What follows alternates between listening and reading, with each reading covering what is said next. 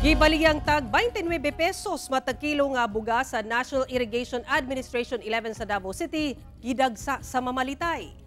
Gidagsa sa katawhan nga kadaghanan mga senior citizen ang buhatan sa NIA 11 sa Davao City.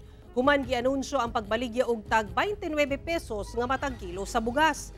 Sumala pa ni Rodel Maceda, ang Senior Irrigators Development Officer ug Contract Farming Focal sa NIA 11 atol sa pakighinabi sa GMA Superradyo Davao. Nga sukad adlawng Biyernes, Setyembre 13, gisugdan ang pagbaligya og tag 29 pesos matag kilo nga bugas. Pagpasabot ni Maceda nga gilayon usab na hurot ang 1,000 ka sako sa bugas nga stock sa buhatan karong adlaw. Gisiguro sab ni Maceda nga hybrid ug lami kaunon ang klase sa bugas nga gibaligya sa ahensya gikan sa probinsya sa Davao Oriental, Davao del Norte ug Davao de Oro. Nasairan nga prioridad sa pagbaligya sa baratong bugas ang sektor sa mga senior citizen, PWD, solo parent ug benepisyaryo sa 4Ps.